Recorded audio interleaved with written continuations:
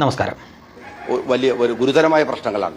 എന്ന് വെച്ചാൽ മലയാളി മറന്നുപോകാൻ ആഗ്രഹിക്കുന്ന അല്ലെങ്കിൽ ഓർമ്മിക്കാൻ ഒരിക്കലും പാടില്ലാത്ത മാറാട് പോലെയുള്ള കലാപങ്ങളെ വളരെ ആസൂത്രിതമായി ചിലരുടെ അജണ്ടകളെ സാക്ഷാത്കരിക്കുന്നതിന് വേണ്ടിയിട്ട് വളരെ ആസൂത്രിതമായിട്ട് അതിനെ വീണ്ടും കേരളീയ പൊതുമണ്ഡലത്തിന്റെ ചർച്ചയിലേക്ക് കൊണ്ടുവരിക. അപ്പോൾ അതാണ് ദാറ്റ്. മുസ്ലിം ലീഗിൻ്റെ നേതാവ് KM ഷാജി പറഞ്ഞത് നിങ്ങൾക്ക് മനസ്സിലായോ? മാറാടിനെ പറ്റി നമ്മൾ സംസാരിക്കാൻ പാടില്ല.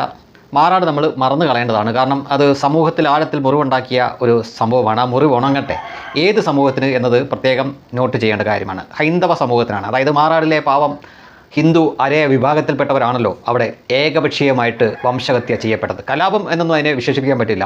നിസ്സഹായരായ അവരുടെ നേരേക്ക് ഏതാണ്ട് 200ഓളം ആളുകൾ മാരക ആയുധങ്ങളുമായി കടന്നു കയറി വെട്ടിക്കൊല്ലുകയാണ് ഉണ്ടായത്. അപ്പോൾ അത് നമ്മൾ പറയാൻ പാടില്ല, ഓർമ്മിപ്പിക്കാൻ പാടില്ല, അത് നമ്മൾ മറക്കണം. കാരണം അത്രയേറെ മുറിവുള്ളൊരു സംഭവമാണ്. പ്രതിസ്ഥാനത്ത് മുസ്ലിങ്ങൾ നിൽക്കുന്നതുകൊണ്ട് നമ്മളത് മറക്കണം. എന്നാൽ എന്തൊക്കെ നമ്മൾ മറന്നുകൂടാ? അത് എല്ലാ വർഷവും ഡിസംബർ 6 ബാബറി മസ്ജിദിൻ്റെ കാര്യം അത് നമ്മൾ ഒരിക്കലും മറക്കരുത്. അത് എല്ലാ വർഷവും നമ്മൾ ഇങ്ങനെ ഓർപ്പിച്ചുകൊണ്ടിരിക്കണം. കാരണം അവിടെ മുറിവ് പറ്റിയത് മുസ്ലിങ്ങൾക്കാണ് എന്നവർ വിശ്വസിക്കുന്നു. പ്രതിപക്ഷത്ത് ഹിന്ദുക്കളാണ് എന്നവർ വിശ്വസിക്കുന്നു. അതിനാൽ അത് മറക്കരുത്. മുസ്ലിമിന് നൊന്താൽ അത് നമ്മൾ എല്ലാ തവണയും പറഞ്ഞുകൊണ്ടിരിക്കണം. വർഷാവർഷം അത് ഓർപ്പിച്ചുകൊണ്ടിരിക്കണം. ഇനി അതേപോലെ തന്നെ ഗുജറാത്തിൻ്റെ തുടക്കമൊന്നും നമ്മൾ പറയാൻ പാടില്ല. ഗോത്ര എന്ന വാക്കേ നമ്മൾ മിണ്ടാൻ പാടില്ല. പകരം ഗുജറാത്ത് കലാപത്തെ പറ്റി പറയണം.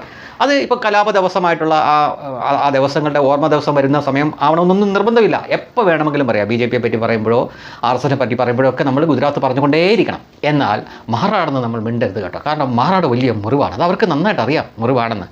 അത് ഹിന്ദുവിനാണ് മുറിവുണ്ടായത്. അതിനാൽ നമ്മളത് ഓർമ്മിപ്പിക്കരുത്. കാരണം പ്രതിസ്ഥാനത്ത് നിൽക്കുന്നത് മുസ്ലിങ്ങളാണല്ലോ. അപ്പോൾ അത്തരം കാര്യങ്ങൾ നമ്മൾ പറയരുത് എന്നാണ് പറയുന്നത്. നല്ല വാദമാണല്ലേ. ഇവരെ പറ്റി പറയുമ്പോൾ 4 വാദങ്ങൾ ഇത് മനസ്സിൽ വെച്ചോണം നിങ്ങൾ. 4 വാദങ്ങളാണ് ഇവർക്ക് പ്രധാനമായിട്ടുള്ളത്. വീരവാദം, തീവ്രവാദം, ഇരവാദം, ഏറ്റവും ഒടുവിലായിട്ട് മറുവാദം. 4 വാദങ്ങൾ മനസ്സിലായല്ലോ. ആദ്യം വീരവാദമായിരിക്കും, പിന്നീട് തീവ്രവാദമായിരിക്കും, പിന്നീട് ഇരവാദമായിരിക്കും, ഏറ്റവും ഒടുവിൽ എല്ലാം തേഞ്ഞ് കഴിയുമ്പോൾ മറുവാദമാണ്. അത് മറുവാദമാണ് ഇപ്പോൾ ഈ ഷാജി പറഞ്ഞത്. KM ഷാജി പറഞ്ഞത് മറുവാദമാണ്. പറയാൻ ന്യായീകരിക്കാൻ യാതൊന്നുമില്ല. ഇവിടെ വീരവാദം പറയാനൊന്നുമില്ല.